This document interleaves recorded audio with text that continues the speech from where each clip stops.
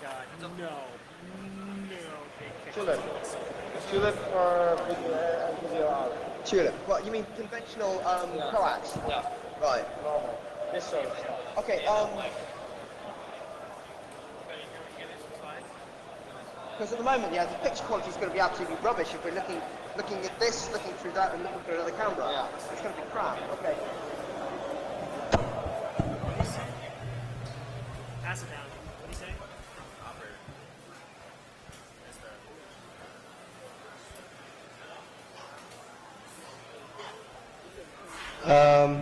The next item has not started yet in New York, so we're waiting for them to start.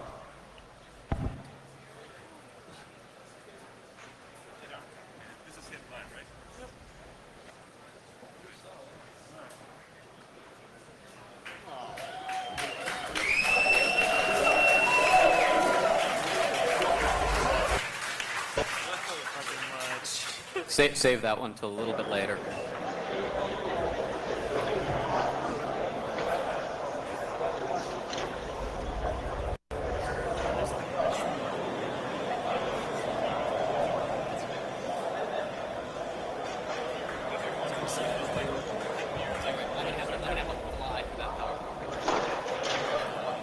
This shit doesn't sense.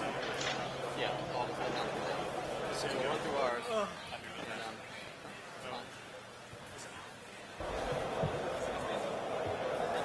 Hey. Oh my God, dude, plug that in and out. Oh, yeah.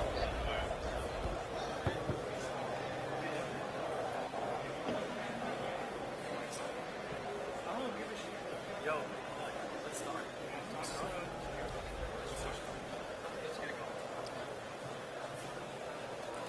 Are we all hooked up?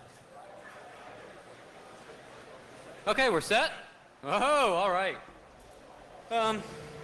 Greetings, those that are still awake and not completely chemically intoxicated out in the other room, hacking into every other box that's coming up on the network. We are The Loft. You can get to us at L0pht.com. Some of you have heard of us, some of you might not have. We're going to be talking to you today for an hour. We're going to do our best to keep it directly at an hour because I know everybody's anxious to get on to the next things, and we're being followed by Bruce Schneier, which is fucking rad. What we're going to talk about here today is we're going to give you a brief background on the Loft, on why we're there, what we're doing, why companies should stop persecuting us, and that we're helping everybody.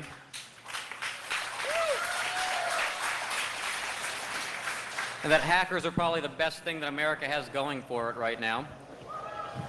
Damn straight. We're going to run through the different members, introduce them, because a lot of people know probably me more than the other people in the Loft, and that's not how the Loft works by any means. I just happen to be a media whore. And we're going to run through, talk about some of the different projects that are going on. And at the end, if we have time, I'm going to just fly you through the Loft Crack presentation slides on why you should not trust Microsoft crypto, because we've gotten enough requests for it. So let me go into the background on what the Loft is and what we're kind of doing out there. The best description I've gotten of the Loft, other than goddamn motherfucking hackers breaking into systems, don't let them date your daughters type ordeal, is a consumer watch group. And somebody said that to me and I said, okay, I guess. People are selling you stuff, people are selling the companies that you work for products and solutions, and they're going, just trust us. Well, why? Because it's secure. Why is it secure? Because we say so. No, wrong answer.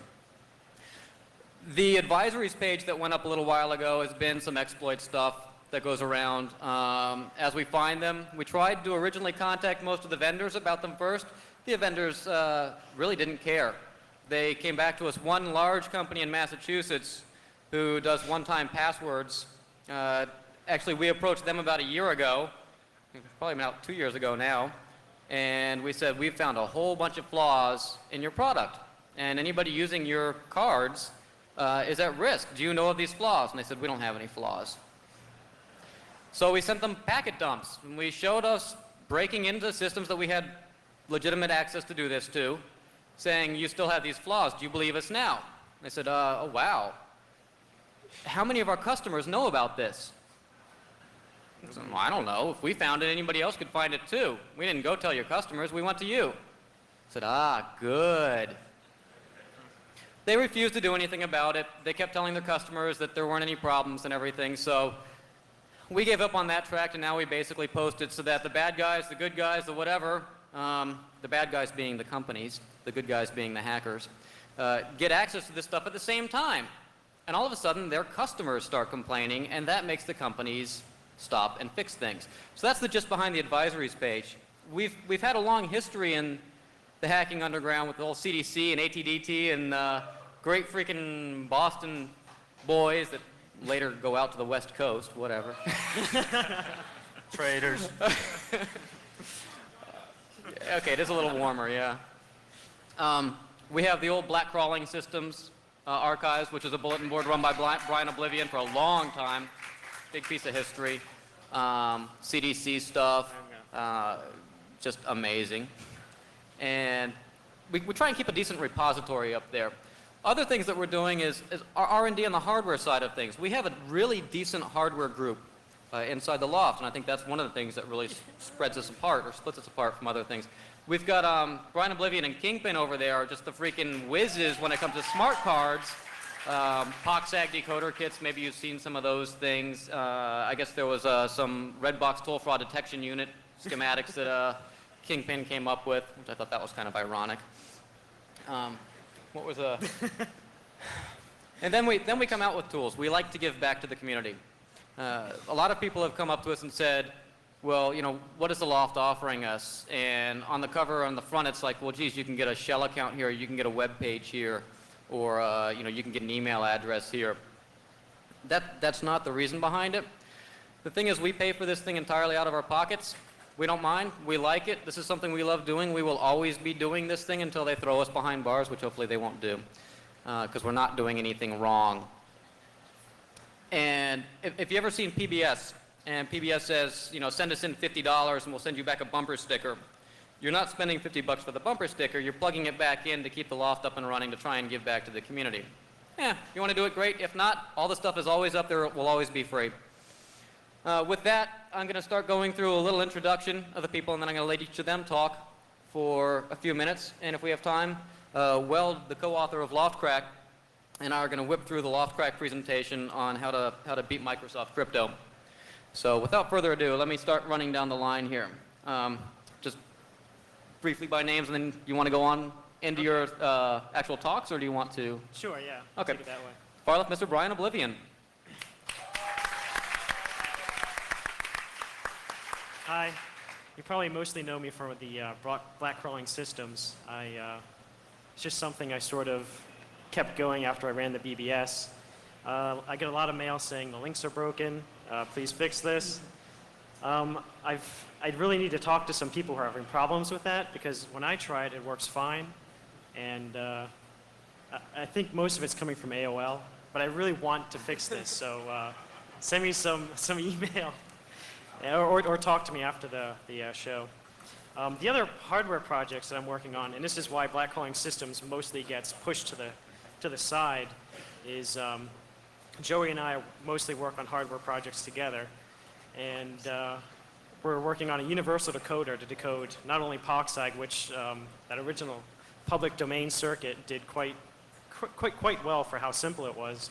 We want to come up with something along the lines as I think it was a radio electronics article did with a PIC chip, but I think we're going to need something a little more powerful than a PIC chip to decode flex, reflex, which is the two-way paging protocol that Motorola is coming out with. And we'd also like it to do Mobitex, some artist stuff, as well as the police MDT decoders. Aside from that project, I'm also working with some other hackers up in the Boston area on a group called BOWSIG. It's the Boston Wireless Special Interest Group. And we're trying to put together a free wireless network for mostly the underground. And we're having trouble trying to establish nodes. And the other problem is the stuff costs dollars, and we don't have a lot of dollars. We're mainly in the R&D phase right now, and we're trying to network with other people to hopefully set up some points of presence across the United States once we grow it past the R&D phase. Right now I'm working with Doctor Who, Tom Icom, BW, and Method.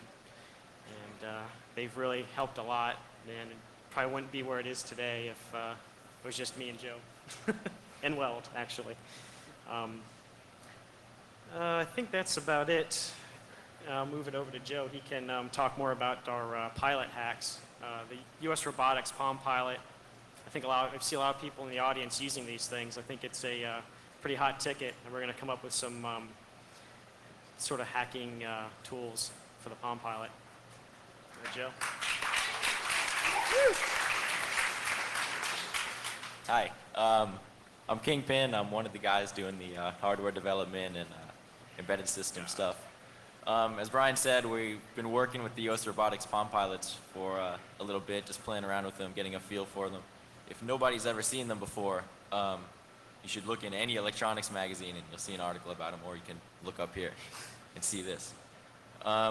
As a general overview, the Pilot is based on a Motorola Dragon Ball processor, which is a 68000 family, and it's developed specifically for PDA use. And it's very powerful. It's clocked at 16 megahertz, and it has glueless interface to PCMCIA, external POXAG and Flex decoding ICs, infrared communications, and LCD display. So it's a really powerful chip, which makes it attractive to hack with. And we chose the Pilot for a number of reasons, because it's small and it's low cost, and a lot of people seem to have them. And as I said, the hardware design is really great for hacking. There's two areas that we're going to modify on the Pilot, which allow easy access to the Dragon Ball internals without having to rip open the Pilot and play with all the surface mount stuff. There's the hot sink connector on the bottom, which you use to hook up to the desktop machine and the modem to transfer your data. And there's also a memory slot in the back. So that's how we'll do a lot of our modifications. Basically, I'm just going to run through these real quick. The first is infrared and low-speed wireless communications. We're going to have some probably just point-to-point or maybe just a wireless way to hot sync your data, so you don't always have to be connected to a desktop machine. And an important tool that we're hoping on doing is some network security auditing tools. And basically, we want to turn the Pilot into a very portable auditing tool, which would allow network sniffing and maybe some basic vulnerability probing.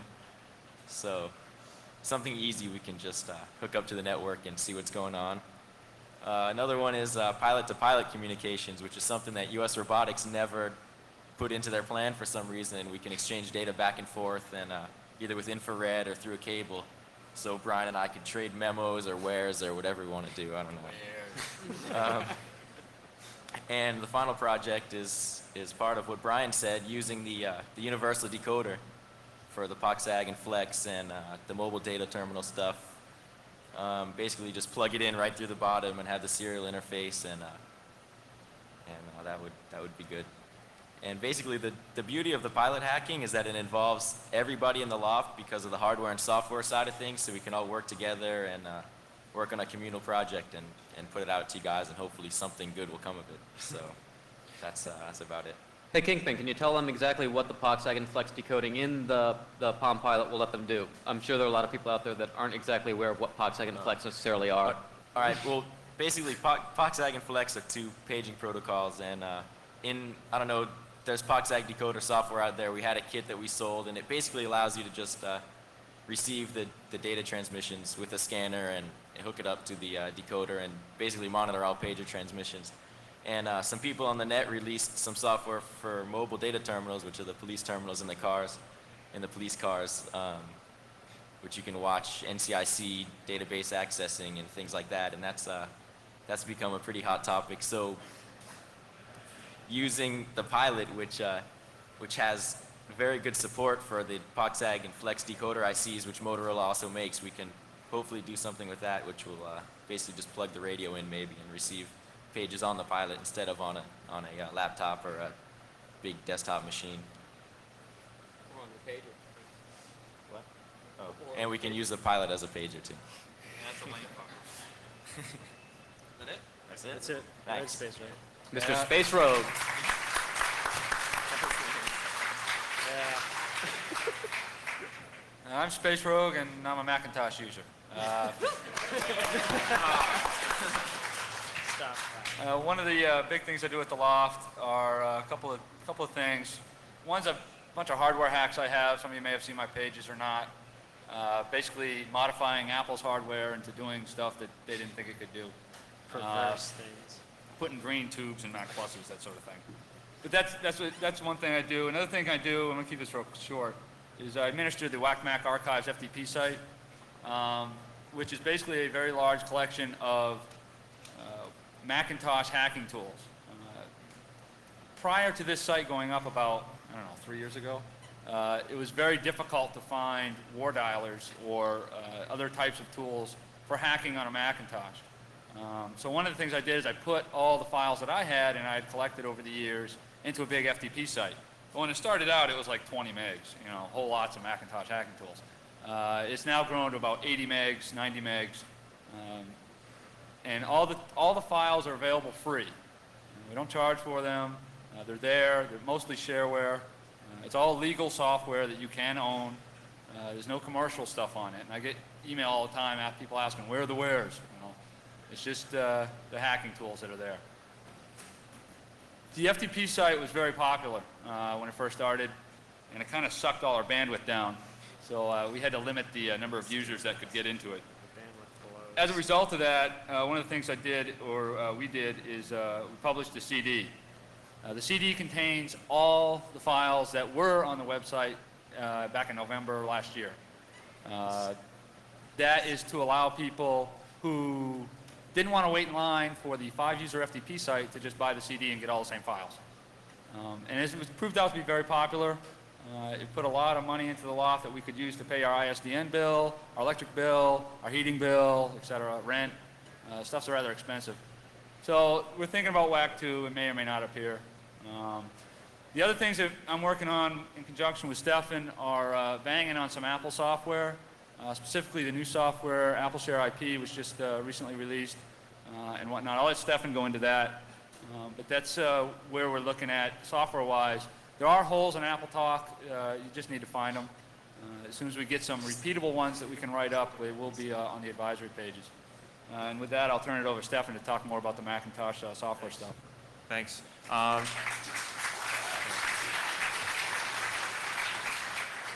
Stefan, and I'm the other token Mac user. I think two people out of 7 is a pretty high percentage of Mac people. So We've met quota. yeah, we more than met quota. I try to cross over between the hardware and the software because I'm responsible for the infrastructure, power distribution, network topology, our backbone in our Loft site, the other type of Loft, L0pht. Our PBX, which we trashed and repaired, and I also keep up the Loft Eye, our live video feed out. To keep this brief, to keep this down so we can get on to the people, I just want to touch on some main points. Don't underestimate the power company for data transmission. Everyone's getting all hyped up about the regional Bell operating companies having competition now from the cable facilities, cable modems, oh boy, but people are overlooking the power company. Power cabling goes into every facility. Right now you can get 14.4K over conventional power lines into any house, and it's a shared medium just like the cable modems are, but with one advantage to the hacker, where the cable company can slap a TDR on your line and find if you've tapped into the cable line. Electric company, there's no way to monitor any taps on the electric line. It's just as if you were plugging in a toaster. So with data transmission, it's going to be picking up over electric lines. That's something to watch. That's going to be a huge outlet for focusing hacking resources on. The next issue, of course, is Apple. Traditionally, Apple has been focused on Apple Talk protocols, great for local area networks. Of course, Apple Talk is not what's traversing the internet, but Apple's products now are breaking out for the first time into internet protocols. Their Apple Share IP, which had been traditionally just an Apple Share using Apple Talk protocol, is now bringing on TCP/IP. There may be vulnerabilities there which Apple's not aware of. Not a lot of focus has gone onto Apple's Apple Share IP product. So we need to focus a lot of collective, the L0pht and as well as the community hacking efforts on Apple Share IP. It's got a well-known port. If you run a port scanner against an Apple Share IP server, it'll be a very specific ID. Up until Apple Share IP was released, the only open port on the Apple IP stack was for ICMP ping. So you can not only identify a Mac that's sitting with nothing running except for the IP stack, but you can identify with a single port on a scan the Apple Share IP server. The other product besides the Apple Share IP server is the Apple Network Admin Toolkit. Existing product out for about a year and a half. They've just gone to version 2.0 integrating TCP/IP. All of my information is that the version 2 has been rather slapped together, that they've integrated IP into this product without a lot of testing, just to add functionality over a WAN connection. Again, it's a well-known port. It'll show up on a port scan very easily. And on the Apple Network Admin Toolkit, passwords are stored in a central registry, akin to the way Unix system is going to have a password file encrypted. If on Apple Network Admin Toolkit, if you can grab the central password registry, you've got admin control not only over that box, but over the network. Just in summary, watch Apple because their products don't have a lot of focus right now from the hacker community. And I think that's going to be allowing them to slip in some vulnerabilities that we need to find. The investment from Microsoft just recently, the millions that was put into Apple, coupled with the business pressure that's on Apple right now. This Microsoft investment, it might be something more than just trying to get Internet Explorer pre-installed on Macs. We may see some NT login authentication coming to a Mac OS system. And I'll leave it to Mudge to point out the obvious things of why that is going to be a problem. But don't overlook Apple for security holes. They're going to be coming up.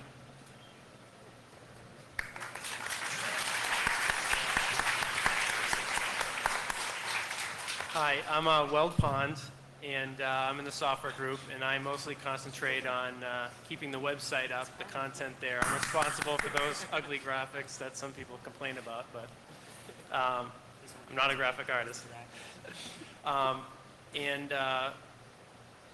More importantly, recently, I've been working closely with Mudge on L0pht and trying to put my expertise in writing interface code to make something that, well, we talk about, tools kitties, but unless you make something that anyone can use, that any reporter can look at, that any marketing person at Microsoft can actually download and use themselves, then they are not going to think these holes actually exist or are a threat. They just think it's an obscure problem that maybe a couple hackers might exploit.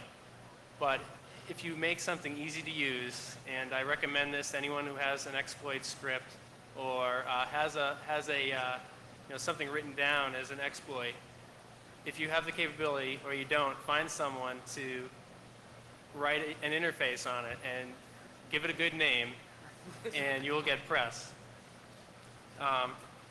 And Microsoft hates that, and that's why we love that.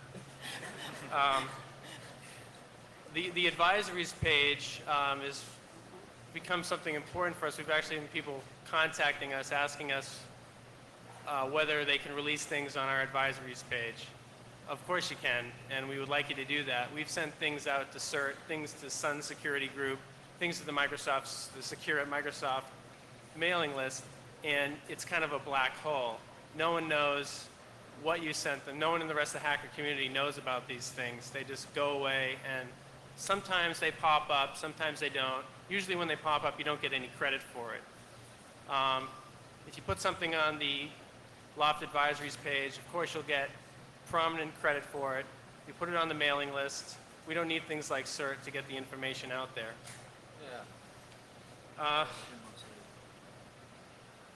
So that's really all I have to say. So on to Tan.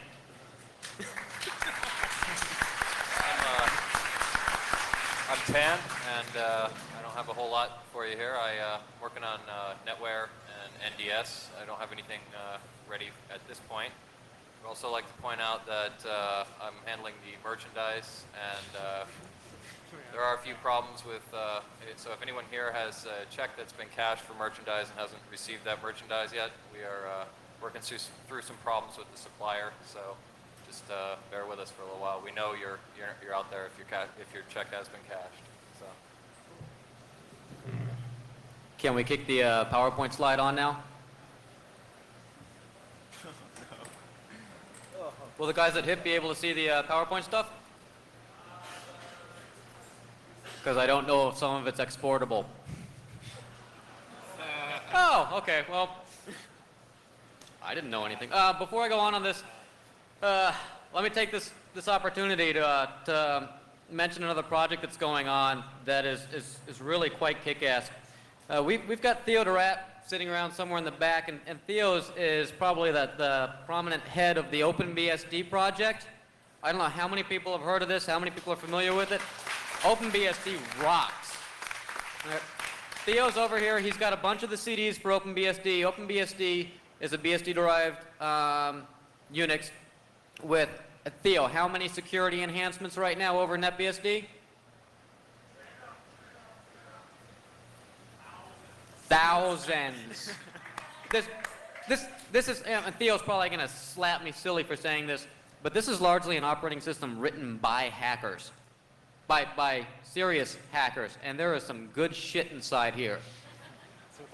Where are you, Theo? Like our fork, right? So.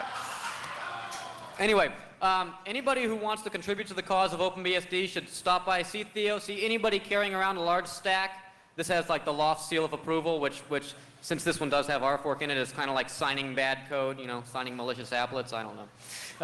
I'm just kidding. God. Find somebody carrying this around, pick it up. If you run Linux, you're going to love this. If you're running NetBSD or FreeBSD, you're going to love this. You'll never go back. And now let's kick into L0pht. This is a talk I've given at a couple places. Gave this to Microsoft a little while ago. They weren't tremendously happy about it. But that's okay, right? This is going to be a little awkward because I'm going to try and point backwards. Let me do a little modifying hacking here.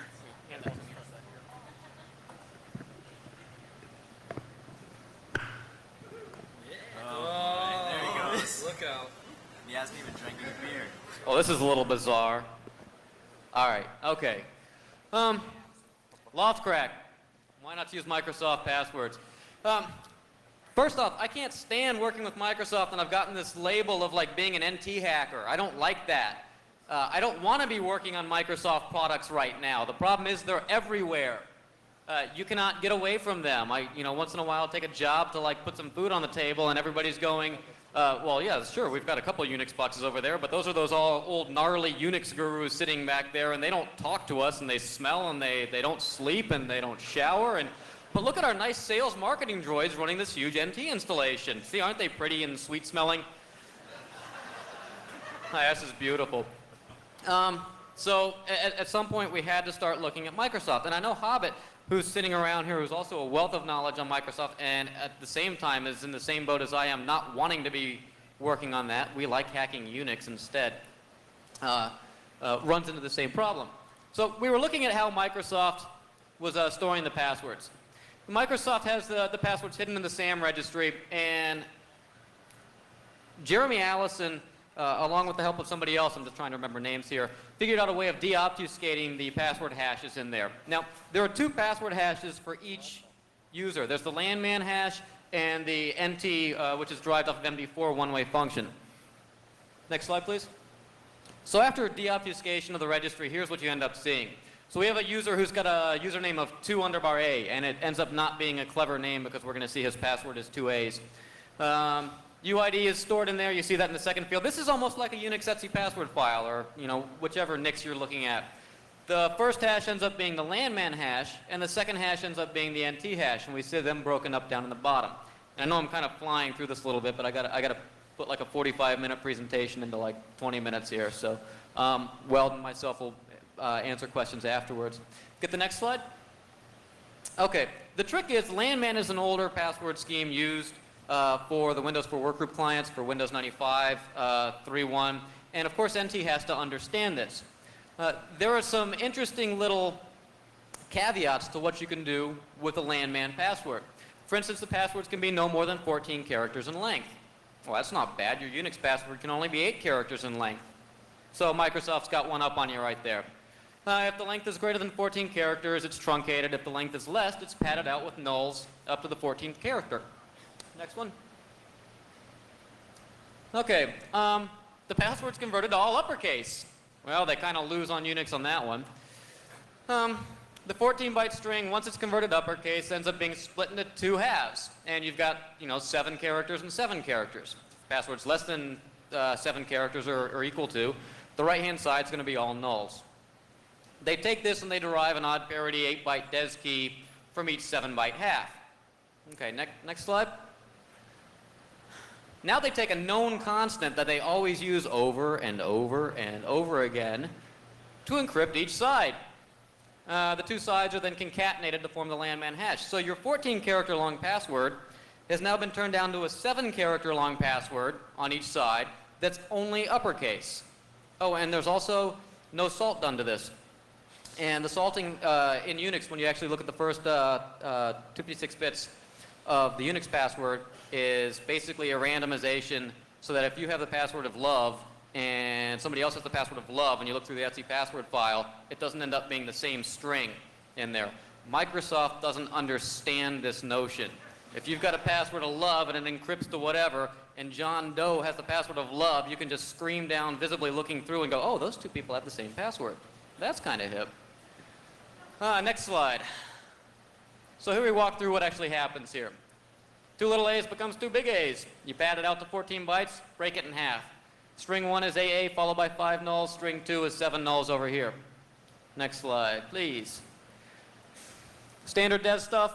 Well, actually, the starter key isn't the des. They lose some bits in there also, which is wrong. And then the standard des stuff, they set up the key schedule. No problem. Next slide, we're just going to skip through some of the technical crap here. They encrypted against the known constant. Now, the thing is, you saw that it was AA 5 nulls and then 7 nulls on the other side. They encrypt both of those against the same damn constant. I'll let that sink in for a couple seconds here. This is stupid.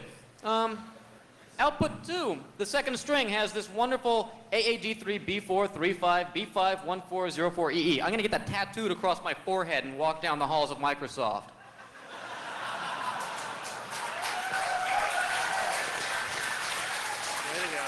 When you see this, this means that the user's password is 7 characters or less. Okay, let's roll on to the next one. Actually, I should get their secret constant tattooed there. They concatenate it, and you can see the second half, which starts off AAD3B435. This is why you don't encrypt the both sides with the same constant and then just concatenate them together. Next slide. All right, why it's lame? Yep, only 14 characters long. There's no salt. People with the same passwords are going to show up as the same crypt string, if you will. And in reality, it's not even the 14 characters long that you have to worry about. It's the 7 characters. Hit the next slide, please. So we said that they had 2 passwords stored inside the registry there, the landman hash and the NT hash. The NT password can be up to 128 characters in length. That's a bit better. I'm not going to remember that password myself, but whatever. It's case sensitive. This is good. Passwords converted to Unicode. Unicode is this abomination of a representation of, okay, if I have a byte 0x41, which happens to be a capital A, in Unicode that's represented 0x41, 0x00. So I've doubled the length of it, but at least I can have support for character sets such as kanji or other foreign character sets, which might need more than 256 bits to represent each individual letter. So, don't know offhand if that's good or bad right here. Shouldn't be. Passwords then run through RSA's MD4 message digest function, and they take the resulting 16-byte value, and that's the NT hash. Well, that's cool. So both of these guys are using strong crypto, the landman and the MD4. They've got DES under the landman stuff, and they've got the message digest from RSA under the NT side of things. Not bad. This is just a brief run through of what happens for user 2A for the NT side of things. That's pretty straightforward. Next slide, please. So what do we do with this? Well, we took a look at it and said, geez, this is really kind of lame. And once the deobfuscation was done, we could easily come up with a password cracker for it. Just run a standard dictionary on it. And some people said, well, yeah, that's great. And Microsoft said, oh, cool. And, everybody said, go back to sitting in your little room without the air conditioning and tinker away on your machine some more. So I went over to L0pht. I said, well, look, this is really bad because we've got a couple things in here that's just really going to knock them out of the water, and I'm going to show you how the landman hash gets lamer and lamer and lamer and lamer here. But nobody's listening to me. Weld and I sat down and thought for a little bit, and Weld said, you know what I'm going to do? I'm going to write a GUI for it. And we said, yeah.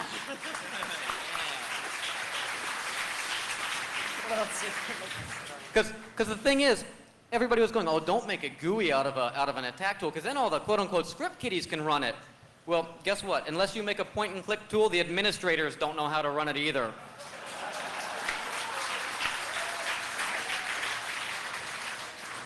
So we released this.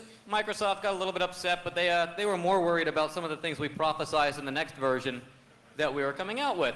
And inside here, this was, I don't remember which, this was version 1.0 that we came out with. And the brute force attack one, although the checkbox was there, didn't necessarily work in the GUI version, which we shipped the command line version, which it did work with also. So hit the next slide. Thank ya. So here's what we did in version 1.0. And of course, the media loved it because all the newspaper people were like, ooh, pretty pictures.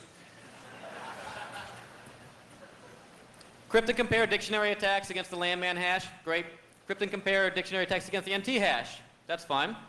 Well, we decided since you're storing the same password twice, just encrypted in different ways, and the NT hash is the landman hash is much easier to actually break, you're reduced to the lowest common denominator for the amount of security that you hold with this encrypted password. So why don't we go after the landman hash and then derive the NT hash off of it?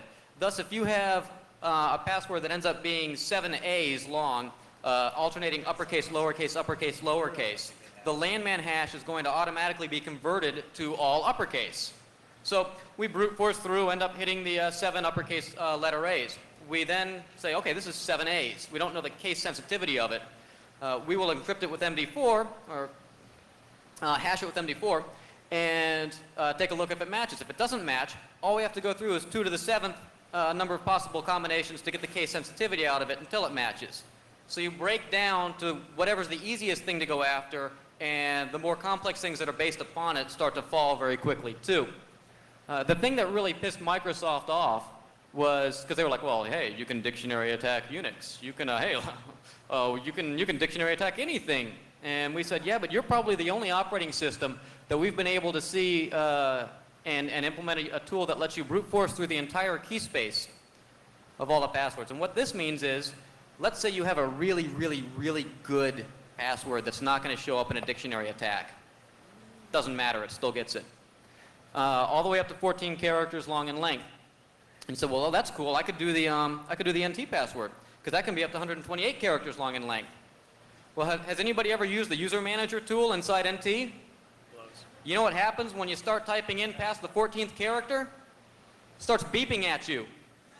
It says, nah, 14 is good enough for you, Joe. Next slide, please. So here's how we basically approach the dictionary. Standard stuff. Crypt and compare. It's nice to be able to talk to people who are somewhat familiar with this. I'm sure everybody in here has run crack at one time or another. This is what it does. We can instantly look through and throw away passwords longer than 7 characters if we see the user password is less than. So we save some time running through the dictionary attack. We only have to run through 1 round of DES. Unix is normally 24 rounds. So we've sped up there. And we don't have to deal with any of the salts. On Unix, you'd have to run through 256 possible combinations. And this one, you run through 1. And then what we do is once we get 1, since there's no salts, we just scream down the rest of the user list. So if you have a user list of 1,000 people, and 50 of them have the password of welcome, and I encrypt welcome once, I just simply scroll down the list and see who fucking matched up with the encrypted string there, the hash. And it just starts popping in, welcome, welcome, welcome, welcome, welcome, welcome. No more crypts, no more compare, well, just compares at that point. We went to one installation and saw 700 users show up with the password of change me. We thought that was kind of humorous. This is called a large-scale NT installation. Next slide, please. NT and MD4, what we do here is we basically look for the landman hash, then we run a crypt and compare 2 to the stir length of whatever the dictionary word is to get the case sensitivity. Once we have that, we can hand it back to both of you. Why is this important? Well, if you don't know the case sensitivity and you walk up to the actual console and you know that administrator's password is 7 A's, but you don't know it's alternating uppercase, lowercase, uppercase, lowercase, you can't sit there and type it in and log in. You need to know the case sensitivity when you're sitting in front of the console. Next one, please.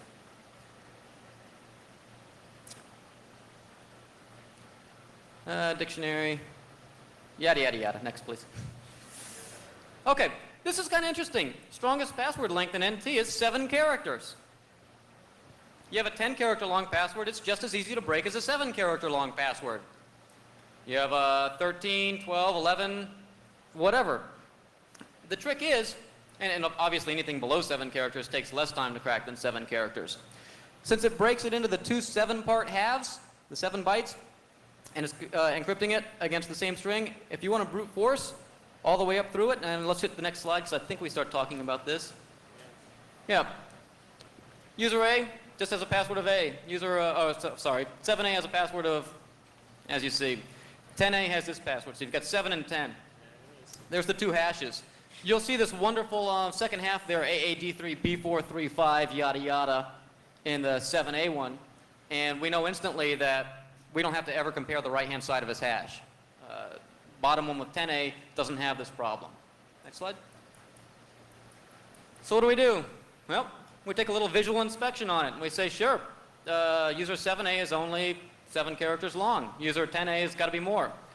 So as we're running through, and we're just assuming a key space of just A's, we never have to check the right-hand side of user 10A until we get up. We never have to check the left-hand side of user 10A on any passwords less than 7 characters in length.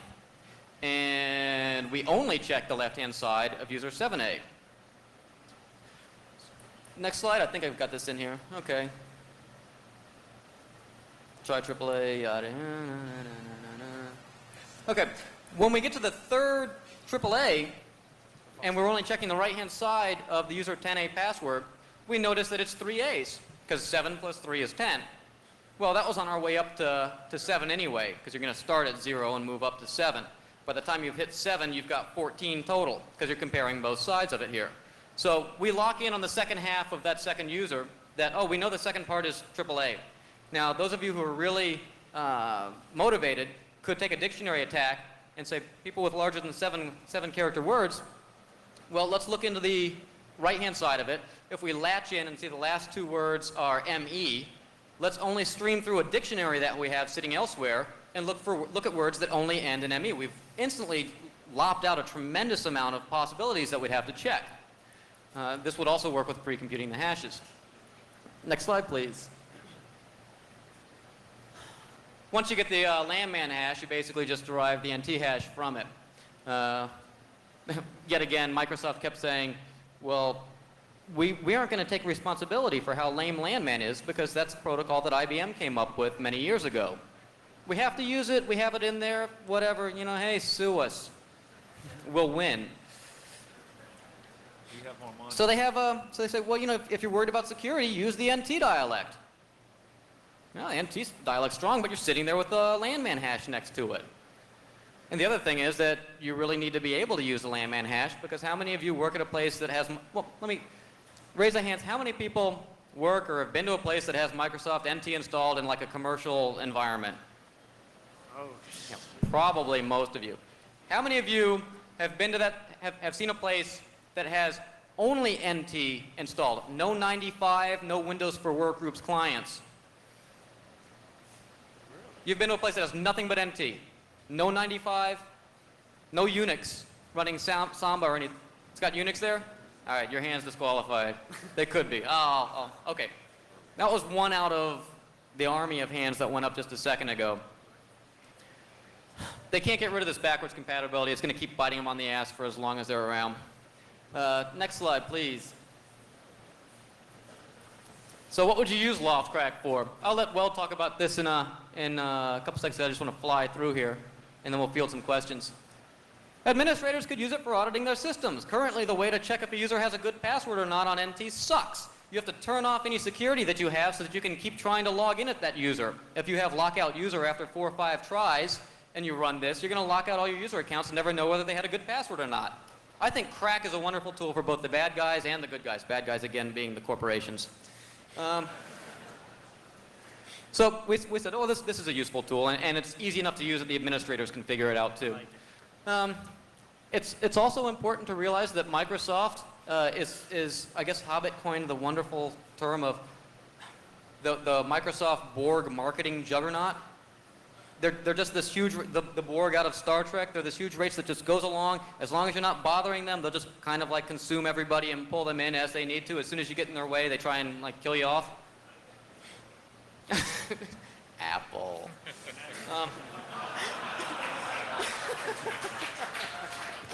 And of course, attackers could use this. Of course, with 1.0, you really had to be the administrator in order to dump the user passwords. If you were administrator on a primary domain controller, though, you had everybody's passwords, and you were guaranteed to be able to get back all of them. So it's not kind of like, geez, Microsoft came out with a message saying, don't choose stupid passwords that are easily guessable like dog and cat. Well, now we can say, don't choose passwords like A753216, bang ampersand quote. You know.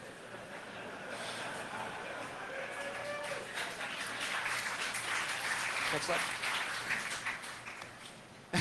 Yeah, exactly. Microsoft's response.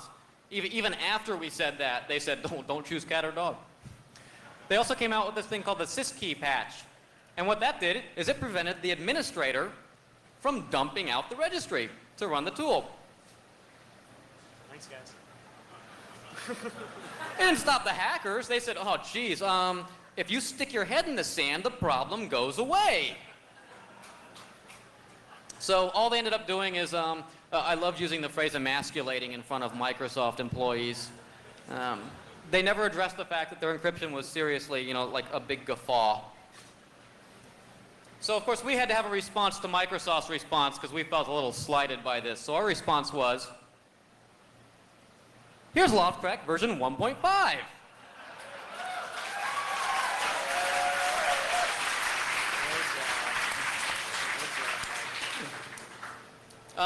Not only does the brute forcing work in the GUI, a whole bunch of holes were fixed up. Weld put in a really cool little hack, which was, I'll let him go into like all the functionality of the GUI and stuff.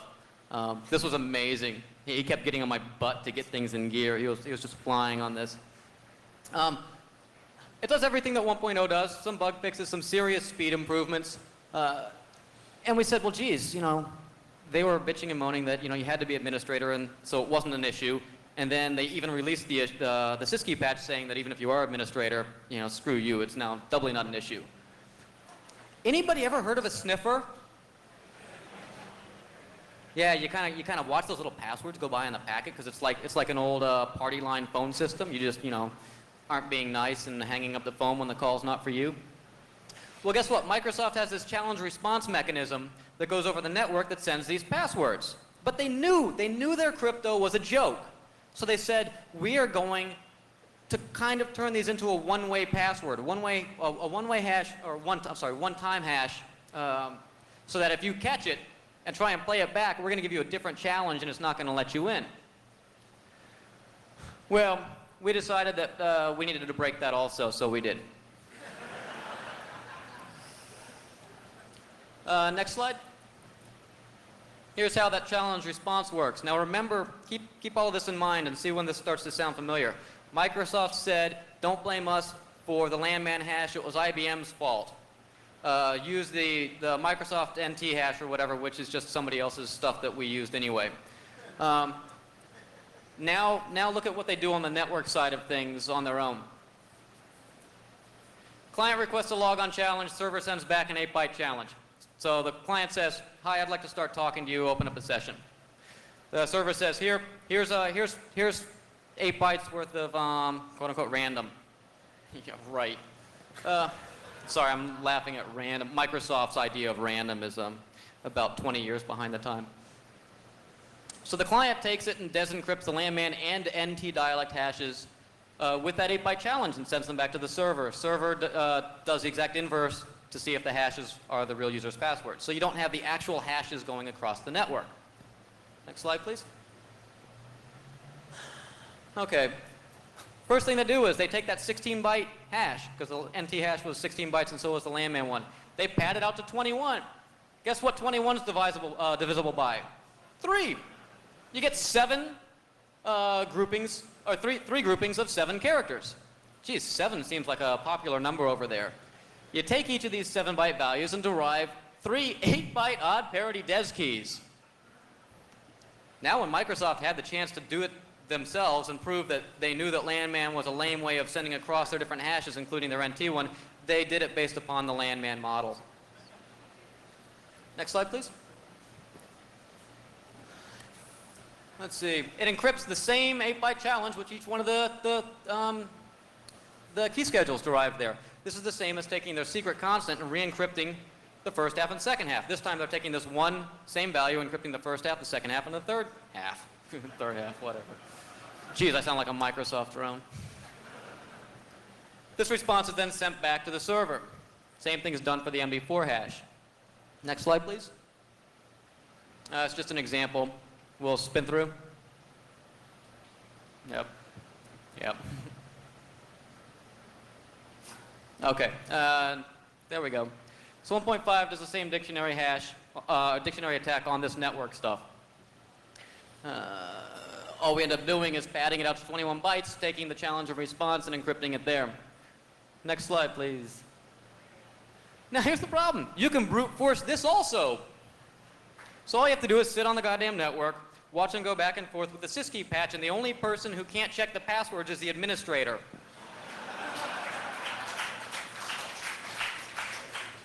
What we do is we take the last 2 bytes of the LM hash, and that ends up being 040Z, 04 EE. Append 5 nulls to that, and we can quickly see if the password was 7 characters or less. Well, now we've instantly dropped things down. We encrypt that against the 8-byte challenge. If it matches, it was a pretty good chance that it was 7 characters or less. We can very easily run through enough permutations to guarantee that it was or was not. Next slide. Oh, God, it's been a little bit since I've looked at this. I hate looking at Microsoft stuff. Yeah, we have to run through 256 tries to figure out if it was under 8 characters. I'm just going to spin on because I want to let Weld go into the GUI. Oh, one of the things we made sure we did is we gave out source code to this with it. If some of this isn't making any sense, we always try and make sure that you have the source code. If you think it needs to go faster, there's plenty of room for optimizations. If you think it needs to have extra functionality in it, you have the source code. Go ahead, hack it the hell up. That's what it's there for. See how it works. See how Microsoft is doing some of this shit that they're shoving down your throats. One thing I ask though, if you add cool things into it, send us back the diffs. We'd love to pull them back into the next versions and everything. No problem giving credit. It just goes out. This is free. This is for people to use. I'm going to just basically skip on how it does the challenge response right now because I know we're pushing time and everybody's got to sit around here. Oh yeah, the other thing was they said, well, just use the NT hash in their Service Pack 3. They said, oh, well, just use the NT, just authenticate on the NT. They still sent the LAN-MAN hash across the network anyway, which made that brute forceable. Next. So we're still threatening Microsoft with the version 2.0. The PDC, BDC backup and syncing looks really atrocious. You can basically hop on the network and say, I'm the PDC now. They all believe you. It's no problem.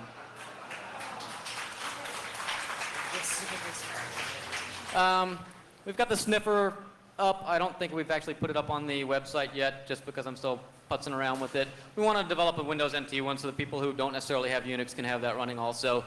At a conference, Microsoft promised me in front of other witnesses that they would give the L0pht a copy of the DDK, the Device Drivers Kit, whatever the hell the acronym stands for. to show how they do the packet filters. Yeah, like we've seen that from them. And we're going to throw in a bunch of passive mode components, which attack the network by listening to how chatty the Microsoft machines are. An example of this is how Microsoft machines basically come on the net and tell you who you are. If a Microsoft machine comes on, it'll say, hey, I'm machine foobar. Everybody cool with that? And somebody else comes back and says, no, I'm foobar. Oh, okay. I'm foobar too? Anybody? All right, that's me. That's right. Here I am. This is how they do all their stuff. It's whoever shouts the loudest on the network. If you're a big Unix house or whatever, and you put a sniffer on the line, and 2 days later you throw NT on there, you will be amazed at how much crap is bouncing back and forth. And we're going to have enough components in there that we should be able to release the L0pht disk service pack.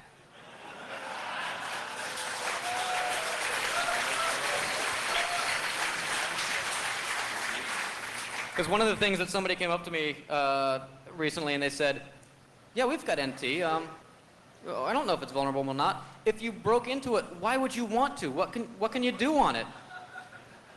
So I looked at them and I said, if that's the case, why are you using it? They said, well, it's not like you can get a shell prompt. So I showed them the telnet daemon that we wrote, that we end up like throwing on the boxes, and it hands back a nice little C:// MS-DOS, yada, yada, yada. Now you're sitting locally on the machine over the network. They didn't like that. Next slide, I think that's it. Great, so before we go on, I want to hand this over because I've gone around giving lots of talks about how Microsoft actually does the stuff underneath.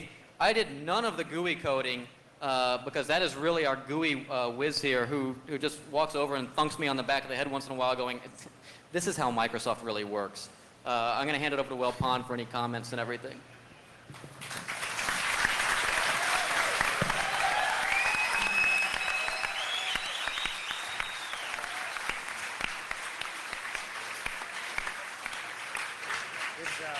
I just have a couple things to say because Mudge covered most of it. But I knew L0pht was becoming a popular tool when the sysadmin of the company I'm working for, who knows nothing about me being the author, came to me and said, you know, I'm running L0pht on our password database, and everyone's got the same password as our company name. So I knew there were a lot of people out there using it. One thing Mudge didn't mention was the response that Microsoft had for our L0pht 1.5 release, which had great timing because it came out exactly one day after he gave his Black Hat talk, basically releasing 1.5 and talking about what its capabilities were. And their hotfix, which is probably going to be in their Service Pack 4, was... Yeah, they have the hotfix out, which is to turn off landman authentication for over the network for NT workstations or servers. Basically, does absolutely nothing for Windows 95 users, or backwards compatibility. So they really haven't fixed the problem. They pretend they fixed the problem. There was an article in Network World last week, which Mudge is quoted in.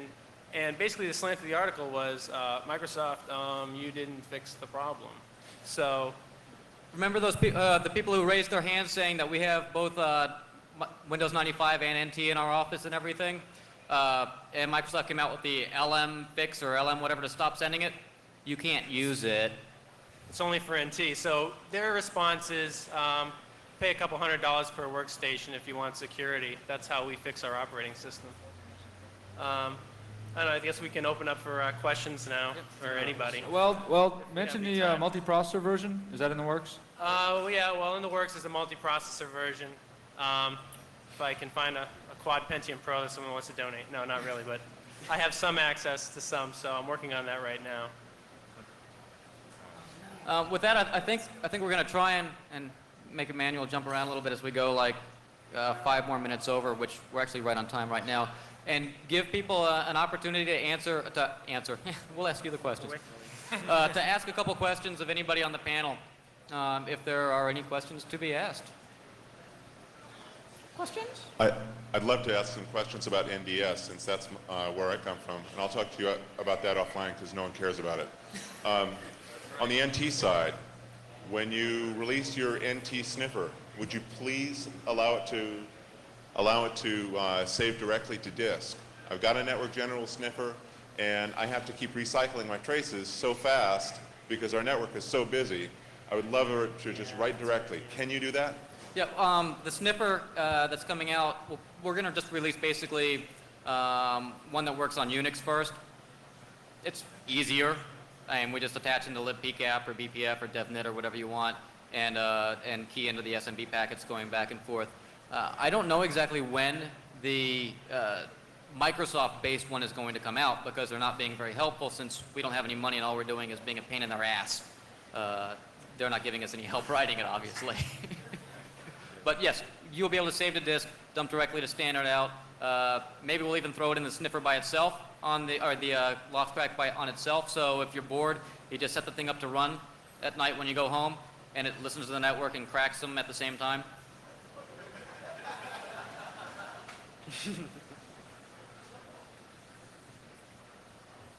I have a question for the hardware side.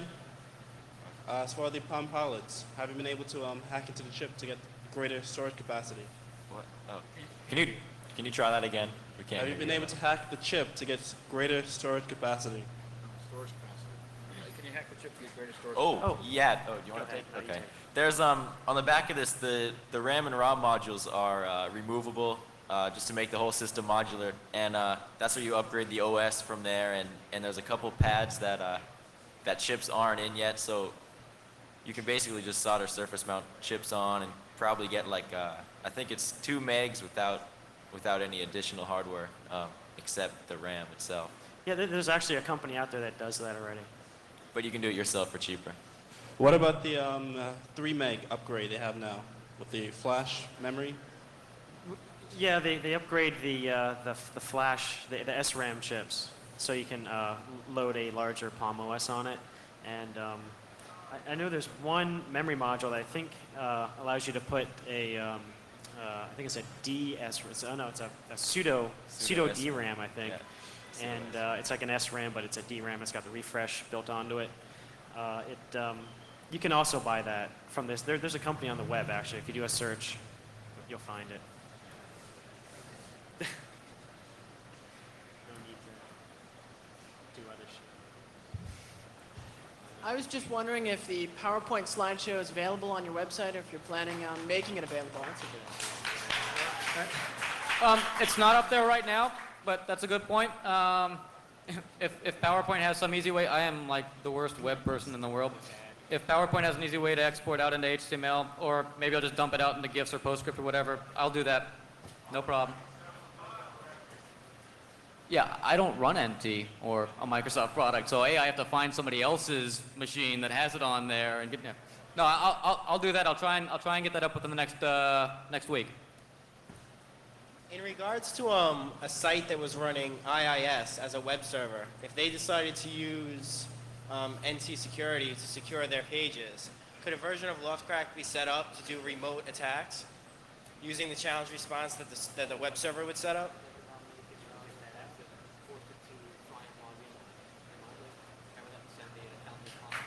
Well, I believe the same challenge response that goes over if you're just attaching to a file share, it's the same challenge response mechanism. So if you can capture that, you should be able to use L0pht on it. Okay. All right, that's. I have to ask, because I know Unix can be brute force cracked, but the worst case scenario is like 30,000 years to crack a password.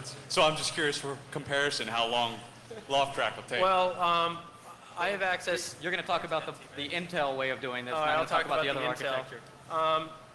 The first time I ran Pete's prototype code, I was sort of like floored by how quickly it happened, just for the reasons he was talking about: no salt, 1 round of DES, and the password being split into 2 halves, so 7 is the maximum. Basically, over time we did a little bit of optimization, and I did some benchmarking, and this is running on Intel hardware, which Mudge tells me it's a lot quicker on if you run it on an UltraSpark with 64-bit. But dictionary attacks, generally, you could dictionary attack with I was using a 28,000 word dictionary on 100 users on a Pentium Pro 200 under a minute. Brute forcing depends on the character set. This is something Mudge didn't talk about too much. But if you just do alphanumeric and you don't throw in punctuation characters, you can brute force on a Pentium Pro 200 through the whole key space in about a day. If you throw in punctuation characters, which is a good thing to do if you are worried about your password being secure against brute force, is to up the key space. And if you use punctuation, you're making it so that even with L0pht, if you use some funky punctuation characters, you could make a password that would take a few hundred days to crack. But not many people remember those things. So, tell your administrator to throw in an ampersand. That's a few hundred days, which is still less than a year to go through the entire key space, which is a tremendous difference.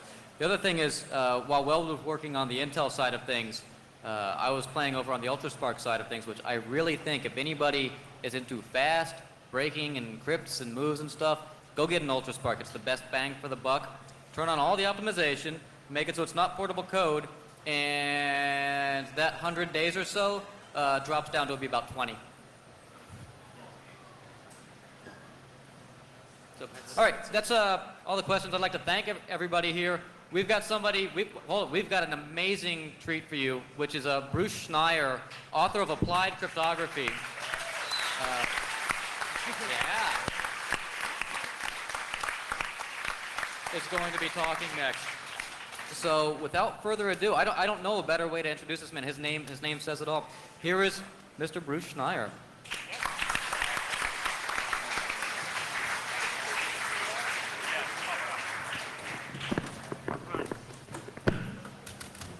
Stupendous.